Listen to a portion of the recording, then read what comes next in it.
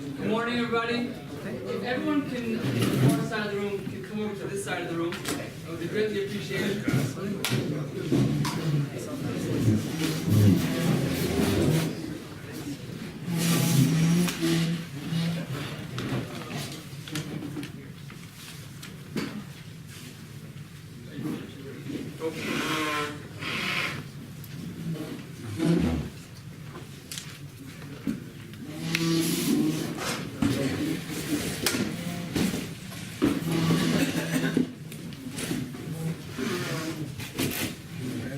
Everybody, and thank you again for joining us on this Thanksgiving morning. A few words of appreciation. I'm not in the room right now, but I want to give the always debt of gratitude to Rabbi Trubisky and all the hard work he does for our community, for the shul, for the Aharon Center, and that he able to be here this morning to spend our legal holiday in such an insightful and enlightening way. I wanted to thank again our sponsors for this morning's breakfast. There still are sponsorship opportunities if you would like to participate. You can see me. I want to thank Rabbi Kreisworth for picking up our breakfast this morning from Lakewood. It was kosher, it was fresh. And I'd like to thank Rabbi Kipper for the time and effort he put into this morning's program, into the source sheets and everything that had to go into it to make it a successful program.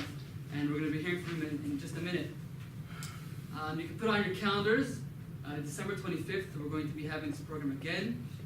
You can discover your inner Jew again. Is that after Mass or before Mass? During Mass. It is. And again, we're going to have a wonderful program, so we hope to see you back here for that program. So I think we're all familiar with the idiom that you are what you eat. Right, I think a lot of us right now might be bagels and lox, and later today we might all be turkeys. But it hit me this morning that in Judaism, our bodies are looked at as the secondary of our primary selves. We are our soul. We are a part of God, godliness within us that was put into a body when we were in our mother's womb. And we're here for a transient 70, 80, 90 years. God bless, we should all live to 120 years.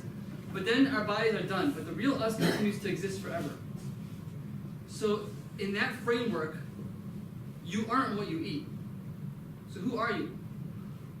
So hit me this morning, you are the way you spend your legal holidays. The way you spend your real self, your soul. The way you spend the time when you have off. We all lead busy lives, families, jobs, myriad responsibilities, but what do you do when you don't have those responsibilities? And I think that our crowd this morning is testament to people who are dedicated to their own growth, developing their Judaism, coming closer to Hashem, and it's a wonderful feeling to be part of this. So without further ado, I'd like to introduce Rabbi Kipper to share a few words.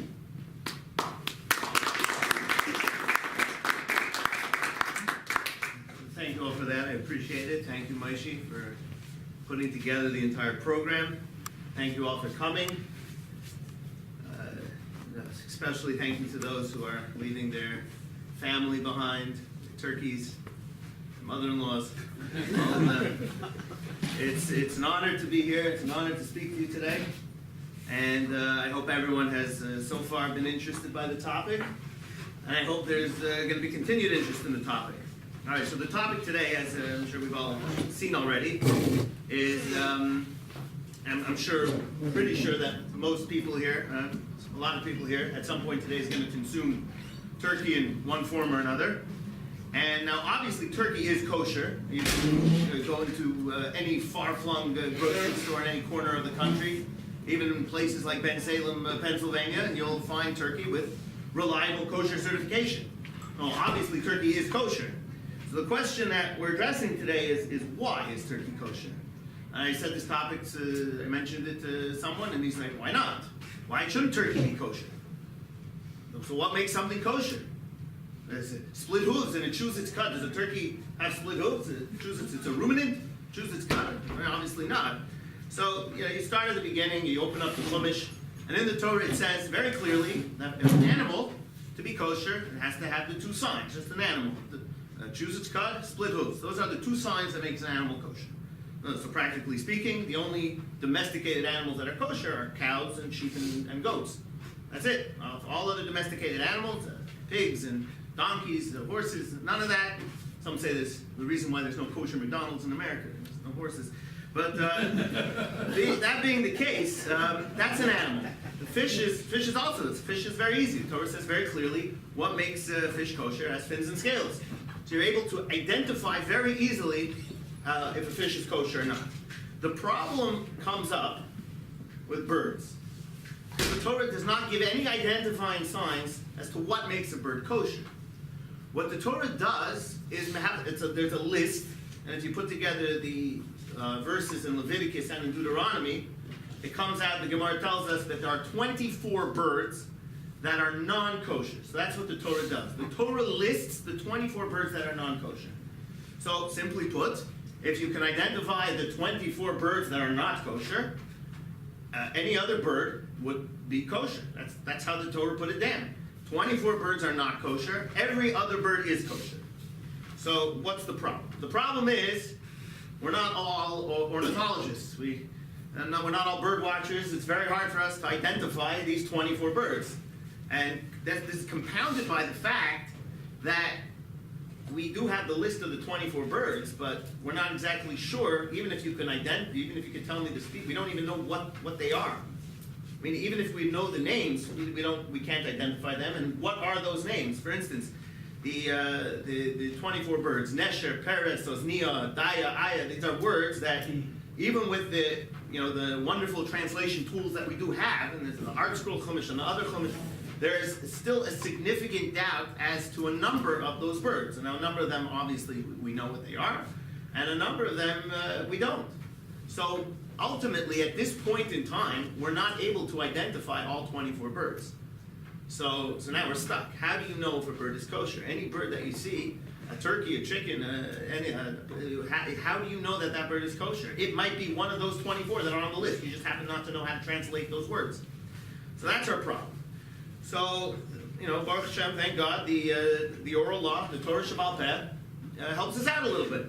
So the Mishnah in Chulin says, the signs of the birds are not stated biblically.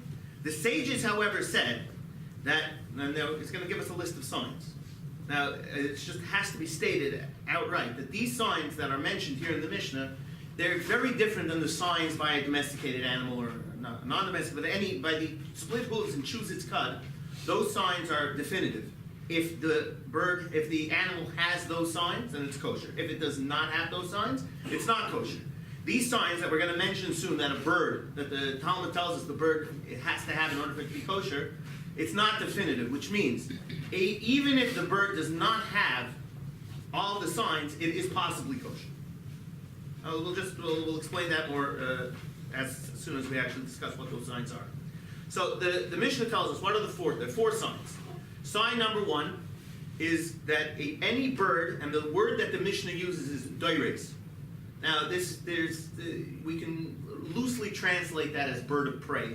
It's an inaccurate translation, but I guess for our purposes here, we'll just translate that as bird of prey. Literally, it means to claw, and there happens to be a difference of opinion among the commentaries what exactly that means.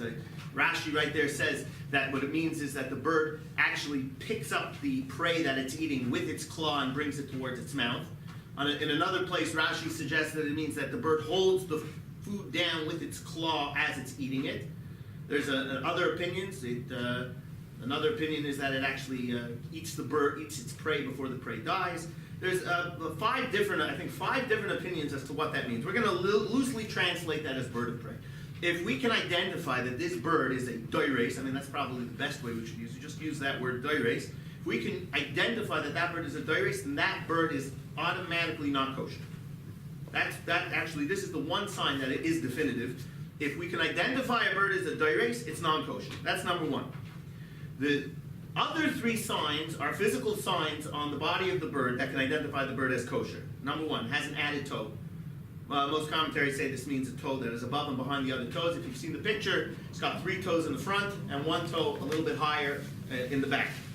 Number 3, it has a crop. A crop is a little pouch at the top of the esophagus where the bird's able to store food as if the stomach's not ready to accept the food. And number 4, it's gizzard, which is what functions as the bird's stomach, if it can be peeled, which means the gizzard there's an internal organ over there and it's surrounded by flesh.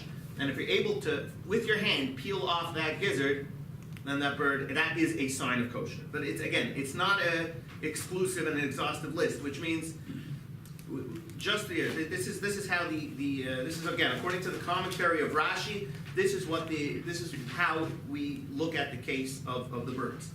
The prototypical non-kosher bird is the first bird mentioned in the Torah, which is nesher, which is translated as eagle. Others translate it as a vulture. There are different translations for that. But what the Gemara does tell us is that a nesher exhibits none of the kosher signs, which means we do see that it is a doires. It claws its food.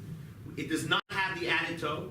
It does not have a crop, and its gizzard can't be peeled. That is the epitome of a non-kosher bird. It's the prototypical non-kosher bird. If you see a bird that has none of these signs, which means it's a doires, it claws its food, and it does not have any of the physical identifying signs of a kosher bird, it's automatically non-kosher.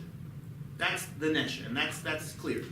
On the other side of the spectrum, the Torah tells us that toirin, which are translated as turtle doves, are kosher. And a turtle dove exhibits all 4 signs. It doesn't claw its food, it has the added toe, it has the crop, and it has the gizzard that can be peeled. So that's very simple. If you have a bird that has 4 non-kosher signs, it's non-kosher. If you have a bird that has 4 kosher signs, it's kosher. And that's simple. Now, where the problem starts is when you're in the middle. What if you have a bird that does not have all the kosher signs? It has some kosher signs. So the Gemara, this is where it gets a little technical. The Gemara says like this: 20 of the we've discussed one of the non-kosher birds, the nesher. That bird has 4 non-kosher signs. Of the other 23 birds, 2 of them, the next 2 mentioned in the Torah, the Paris and the Yosnio, they have 1 kosher sign. Another one, the Ore, which is generally translated as raven, it has 2 kosher signs. And the other 20 birds have 3 kosher signs. Now this means to say that there are 20 birds out there that have 3 kosher signs, and the Gemara does not list what those 3 are. It has 3 kosher signs, and yet it is not kosher. So what we can, coming out of that discussion in the Gemara, we can say very clearly, if I'm presented with a bird that has 4 kosher signs, then the bird is kosher.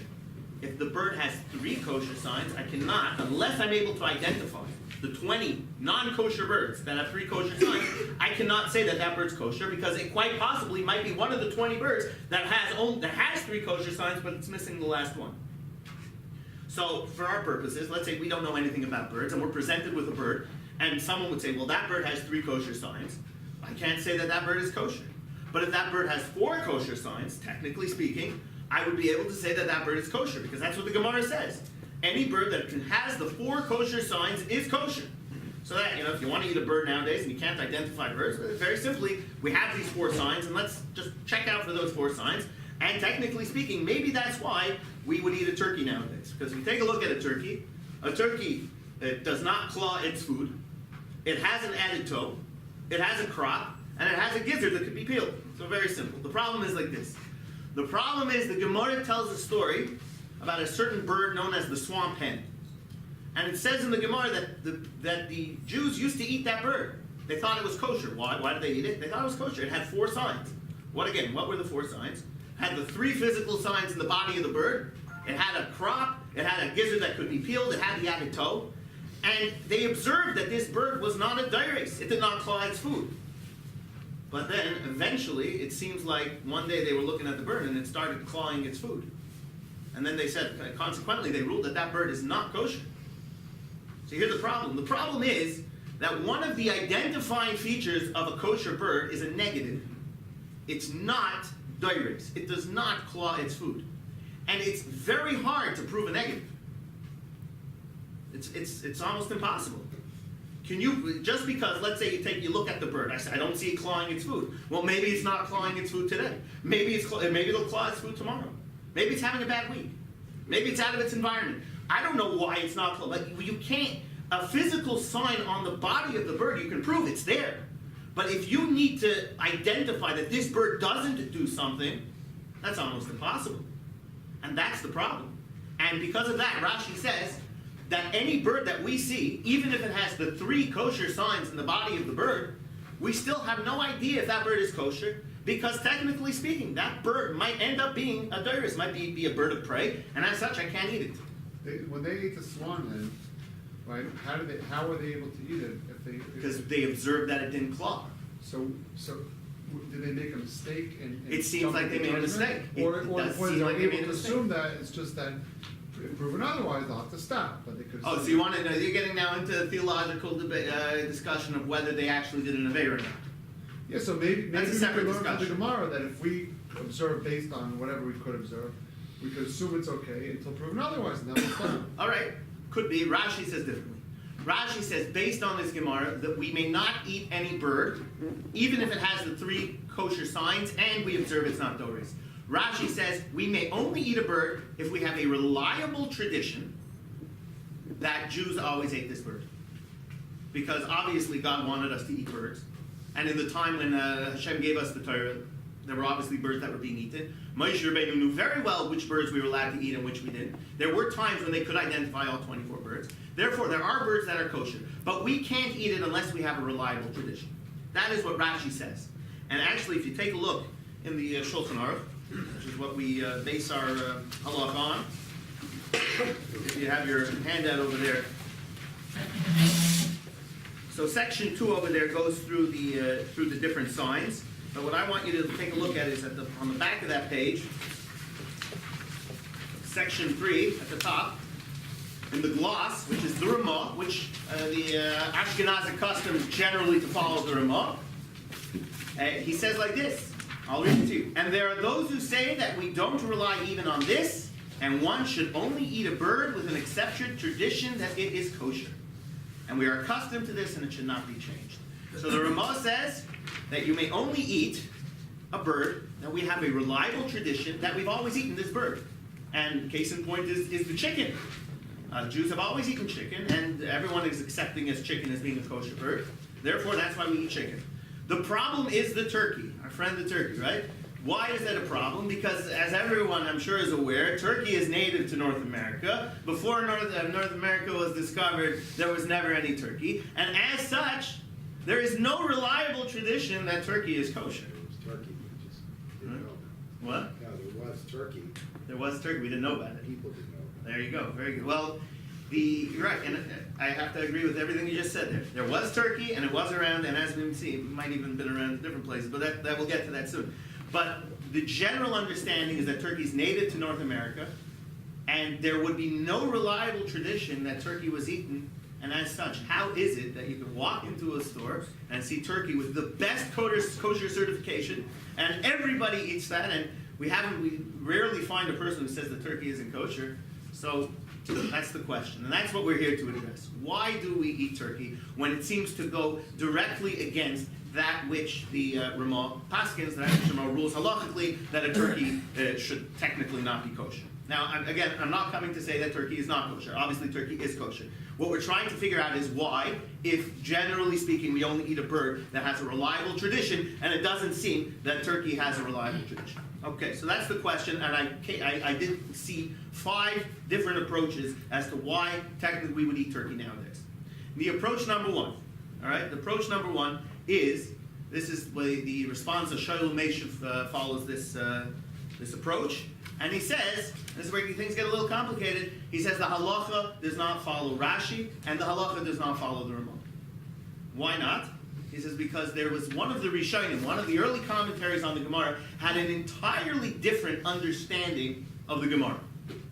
There was a Rishon by the name of Rav Moshe ben Yosef, who looked at the Gemara. It seems like he also had different textual variants in the Gemara, and because of that, he came out with an entirely different conclusion. And I'll just tell you what his conclusion was.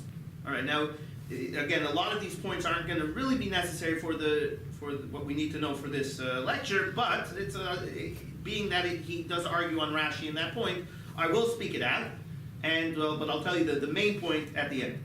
Number 1, he says like this: the 20 birds that we discussed earlier, that Rashi said had 3 kosher signs, but 1 non-kosher sign, he doesn't say that. He says 20 of those birds, they have one non-kosher sign, they are doiris. They claw their food. They also have 2 other non-kosher signs. They have 1 kosher sign. That kosher sign varies from bird to bird. Number 2, he says the orev, the raven, that's also a doires. It has 2 kosher signs, which means it has 2 non-kosher signs, but it's 2 kosher signs, but again, it is a doires.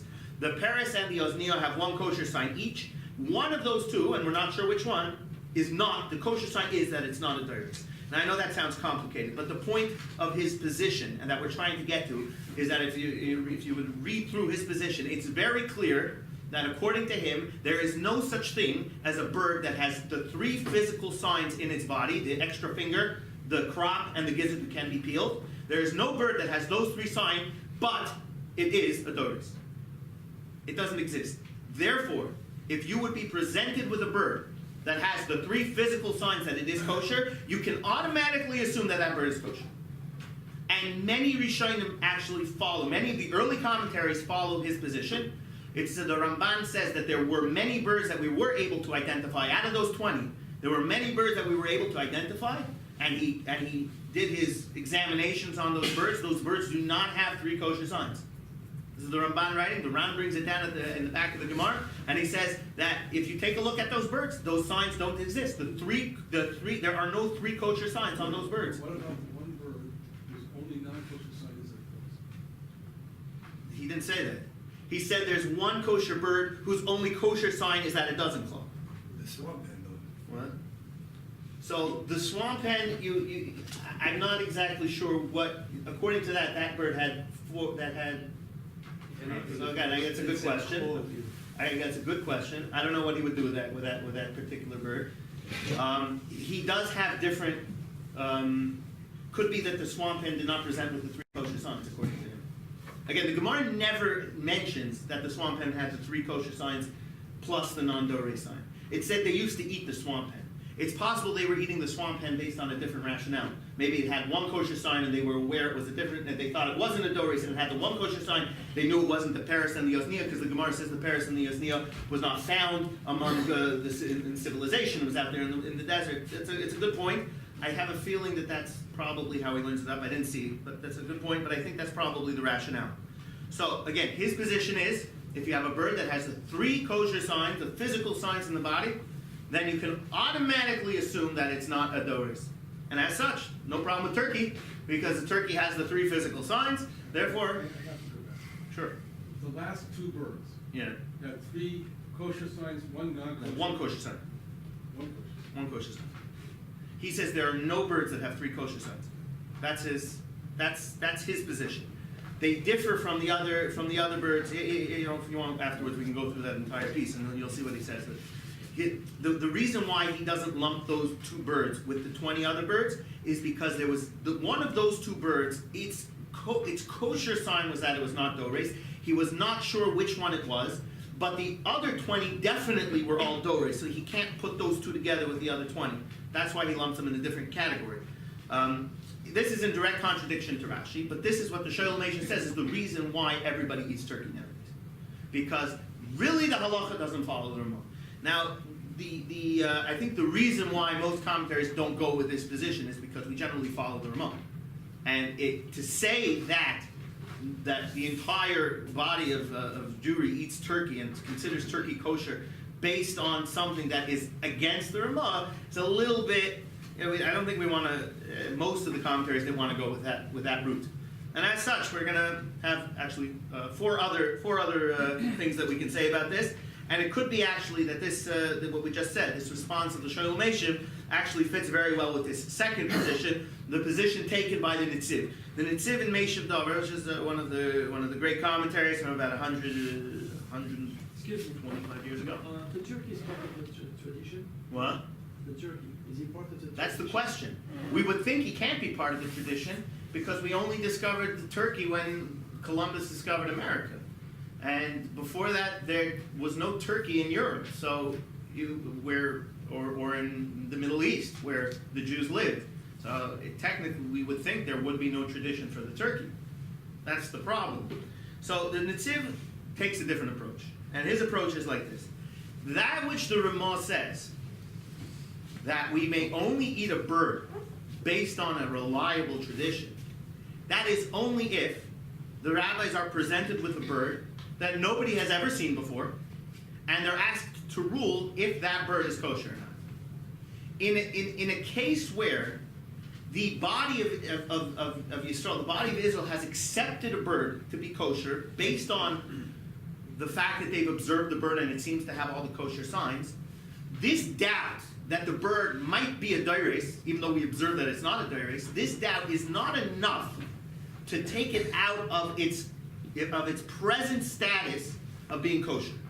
I know this is very how do you translate that? Fine point. This is a fine point. To say that a bird is kosher, to make a declaration that a bird is kosher, based on the doubt that even though I observe it's not a dairis, but maybe it is, so I can't pronounce it kosher based on that. But once it has already accepted as kosher, the doubt can't take it out of that position. And I think that if we put it together with the fact that there were many, many rabbis that held that if you have 3 of the physical signs in the body of the bird, it's kosher. So therefore, there were probably, before the Ramah, well, probably around that time, it could be there were many different communities that were eating the turkey already. To say that it's not kosher based on the doubt is just as hard as saying that it is kosher based on the doubt.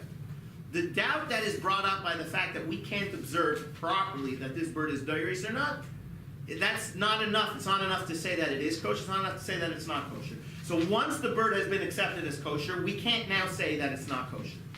So this is the position of the sit. And again, the reason why there are many commentaries that don't take that approach is because it's a little bit funny to say that we're eating turkey either based on a mistake or that we couldn't figure it out. We don't really know if it's kosher according to the Ramah. If we would have asked about turkey before we would have eaten the turkey, it wouldn't have been non-kosher. I think there are those that want to stay away from that position as well.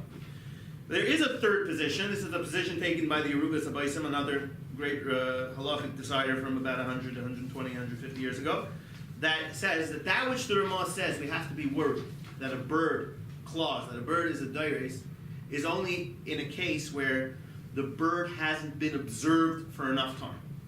And it seems like he would say that the case with the swamp hen in the Gemara, where originally they decided the bird was kosher, and then afterwards it was observed that the bird was a dairis, they just hadn't observed it for a long enough time.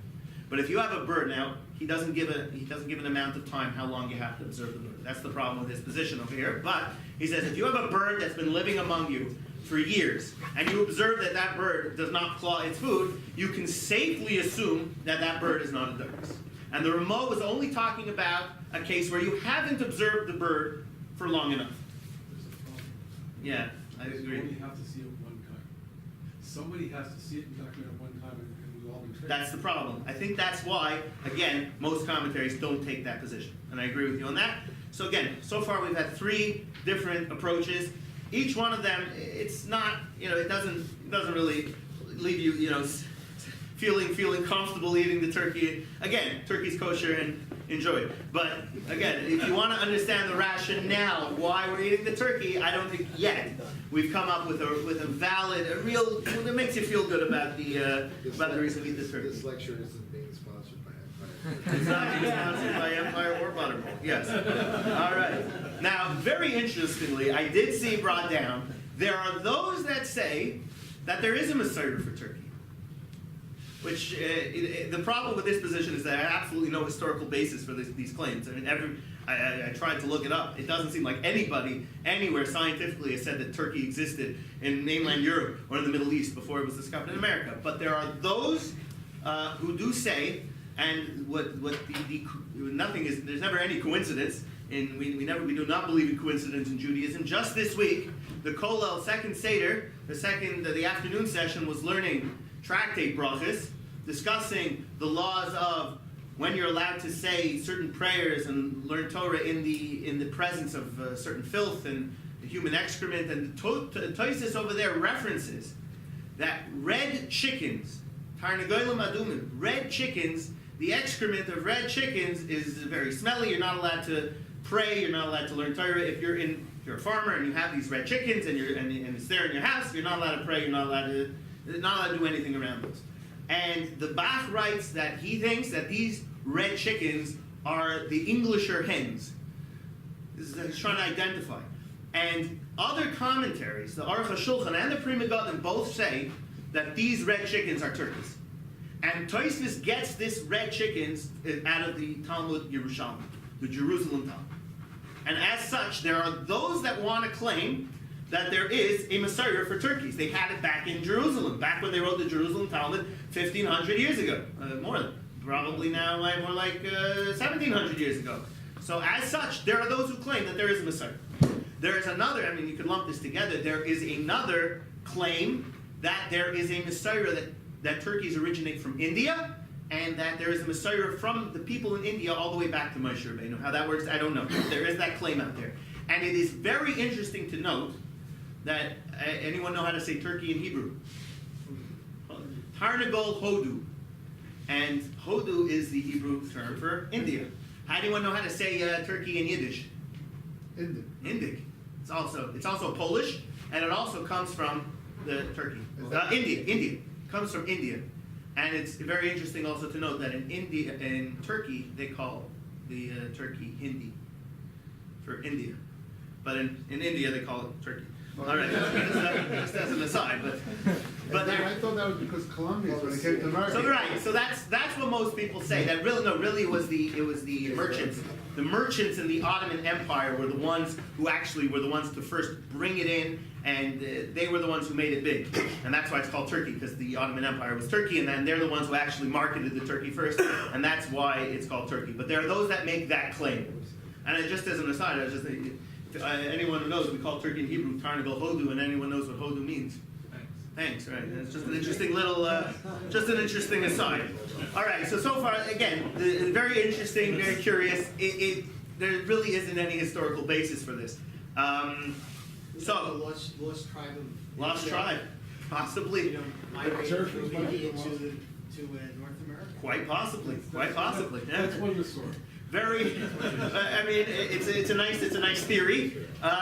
Very hard to substantiate those claims. Okay, so now the fifth and final approach, which to me at least was the best approach, I heard in the name of Rabbi Belsky Zatzal, who was just passed away a couple of years ago in Brooklyn, and he says we can have a very clear proof that turkey is kosher, very clear. And what's his proof? The Gemara tells us, and this is clearly in the Gemara straight out, that back in the day, a person who was an expert at identifying birds was allowed to tell you if you're allowed to eat that bird or not. He would have to be able to identify all 24 birds, and if he could identify all 24 birds, and he could tell you that bird is not one of the 24 birds, then you can eat it. He doesn't have to be a rabbi. He has to be a bird expert. They call him a hunter. The hunters, nowadays we call him a bird watcher. Whatever it is, you would have to be able to identify all 24 birds. Once you can identify all 24 birds, no problem. Any other bird that's not one of those 24 birds, you can eat. And that's what Gemara says, and that's the halacha. The problem is, nowadays, we don't have anybody who can identify the 24 birds. But if theoretically, and back in the days of the Gemara, it does seem like there were people like that. There were experts that were able to identify all 24 birds. If birds are native to North America, and they never saw the turkeys, if turkeys are native to North America, and nobody ever saw a turkey in the Middle East or in Europe until Columbus discovered America, and the Gemara claims there were people around that were able to identify all 24 birds in the Middle East, and they had never seen a turkey. So obviously they were able to identify all 24 birds without the turkey, because they never saw the turkey. So obviously the turkey was not one of the non-kosher birds. Everyone follow that? Yeah. Maybe it's a derivative, maybe it's Elimination. So that's a claim, and Rebelsky says, you should see what he writes. It's very, very funny about the way he writes it. He says he knows people are going to be argue, and they're going to be mefakbek on him. Please think about it before you before you argue. They do say the turkey is not similar to any other bird around, and he says to him, that is the clearest reason why we eat turkey nowadays. Said to him, he said that's his claim. He said there was no turkey. There is no relative. He says there's no relative of the turkey. Anyone who knows the anatomy of the turkey knows that there's nothing like the turkey in Europe, and it would not be part of any of the other species. And as such, he says this is the clearest reason why nowadays we would eat turkey. It does bear to mention that there always were families, specific families that did not eat turkey. I saw brought down in the Arugas Abaysim that I mentioned earlier that there was a famous family in Russia named Frankel. Any Frankels here? No. There's a famous family, they never ate turkey, based on this Ramah. The Ramah says that you have to have a Messiah, you have to have a reliable tradition. They didn't have a reliable tradition. They never ate the turkey, and it does say over here that Rav Yaakov Kamenetsky, the great giant, the Torah giant Rav Yaakov Kamenetsky from the previous generation, he himself did not eat turkey because he married into the family of Rav David Tzvi Heller, who was Mashgiach in Slobodka, and that family did not eat turkey, and as such, his son Rav Shmuel Kamenetsky Shlita says he accepted the Chumrah on himself, but never as a Kabbalah or a minig. It's just a turkey. His whole family does eat turkey. He himself doesn't eat turkey, and as such, Descendants of the Shloh. what? Descendants of the Shloh. Descendants of the Shloh also, right? So they don't eat turkey. So there always were people that didn't eat turkey, but the vast majority of Israel has always eaten turkey. Not always, obviously, but ever since turkey has become marketable, they have eaten turkey. And everyone can actually enjoy their turkey knowing that it's kosher. Now there is one issue that I haven't been able to discuss. It's beyond the scope of the lecture, but it is a very interesting topic that is discussed in the poskim if we should even be eating turkey on Thanksgiving. It's a whole different lecture beyond the scope and the spirit of this lecture. But if anyone wants to take a look, Rav Moshe Feinstein has a very interesting response about that in Yeridei Chelek Daled Siman Yud Aleph Siman Yud Beis. You can take a look over there. I want to thank everybody for coming. It was a tremendous honor and privilege to address you all, and I hope you just keep coming back. We love having you. One question. Sure. The turkey is kosher like the chicken? Yeah. Same Sure. thing? Oh well, it tastes different. No. The kashrut What? is exactly the same like we do for the chicken. Yeah. You gotta slaughter. You gotta slaughter. Salt them. Gotta get the same thing. So we had, I brought this up in our discussion, but it's something, the turkey we eat now, not the same turkey That they had? that, let's say, American Indians ate. Really? So what's our turkey? What's our turkey? I did not know Our turkey this. is a domesticated bird now. But where did it It's derive from? It's origins from the wild turkey. Have you ever seen a wild turkey? Yeah, they're very vicious. They're vicious. Yeah. Well, so no, it's not,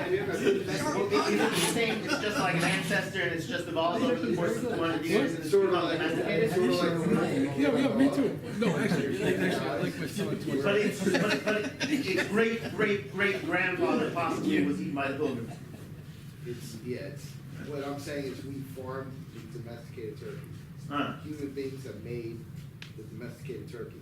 The wild turkey, which still exists. Right. And it's It's not what we sometimes eat. ends up in the news, right. It's not what we eat. No. I don't think I'd be wanting to eat those. If you don't have enough to worry about, give me one more thing. No, but if we can scientifically prove that it came from that turkey, then I think we're okay.